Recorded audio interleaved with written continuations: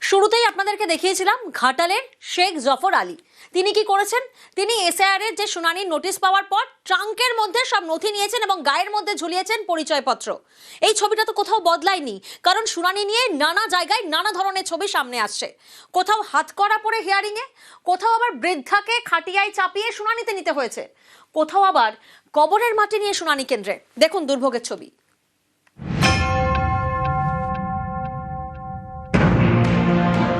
হাতকড়া পরে এসআইআর শুনানিতে উত্তর ২৪ পরগনার দেগঙ্গার বাসিন্দা শামীম হাসান। পরিবারের দাবি, তারা জানতেন শামীম ভিন রাজ্যে কাজ করেন। সম্প্রতি তার নামে এসআইআর এর নোটিশ আসে বাড়িতে। এরপরে শামীমের সঙ্গে যোগাযোগের চেষ্টা করে পরিবার। তখনই তারা জানতে পারেন শামীম যৌন নির্যাতনের অভিযোগে ৪ মাস ধরে বসিরহাট জেলে। হাতকড়া পরিয়ে বুধবার তাকে দেগঙ্গা বিডি অফিসে নিয়ে যাওয়া হয়। সেখানে পরিবারের সঙ্গে দেখা শামীমের। আমরা জানি যে ওর ছেলে বাড়ি কাজ করে, ও বাড়ি কাজ করতে পয়সা গাড়ি দিত বাড়ি।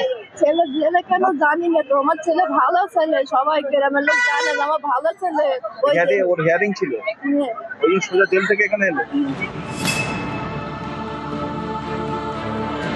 ৯৩ বছরের রাবেয়া বিবি শয্যাশায়ী। বুধবার তাকেও যেতে হয় শুনানিতে, খাটিয়ায় শুয়ে। আমরা বিএলওকে বারবার বলে দিয়েছি না আনার জন্য, অথরাইজেশন করে দেওয়ার কথা বলে দেওয়া হয়েছে, কিন্তু উনি আনেননি।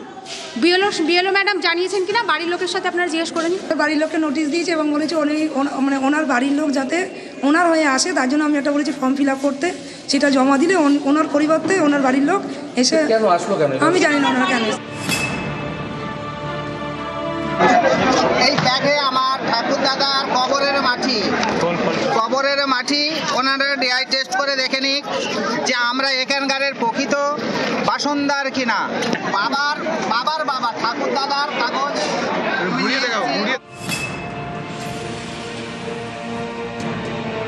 উত্তর ২৪ পরগনার বাদুড়িয়ার ঈশ্বরীগাছা এপি স্কুল।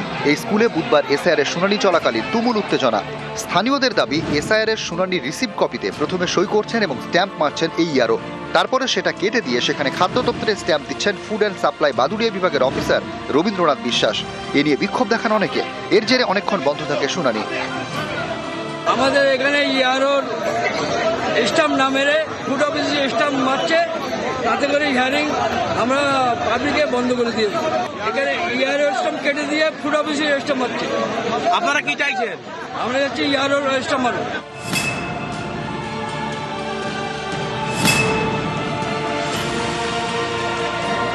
ইনি মালা মজুমদার, নদিয়ার কল্যাণীর বাসিন্দা। সোমবার তাঁর বাড়িতে আগুন লাগে। মালা মজুমদারের দাবি, কোনো রকমে তাঁরা প্রাণে বেঁচেছেন, নথিপত্র বাঁচাতে পারেননি, তাই থানায় করা জিডির কপি নিয়ে বুধবার হাজির হন শুনানিতে কল্যাণীর বিএলআর অফিসে। পুরে সমস্ত ছাই হয়ে গেছে, কিছুই নেই। এখন আমি হিয়ারিং এ ডেকেছি, হিয়ারিং এ এসেছে। এখন এই থানার একটা কপি নিয়ে এসেছি, আমার তো কাগজপত্র কিছুই নেই। এখন এটা নিয়ে আমি এসেছি। হিয়ারিং এর নোটিশটা আছে আপনার কাছে? নোটিশ কিছুই নেই। নিউজ 18 বাংলা।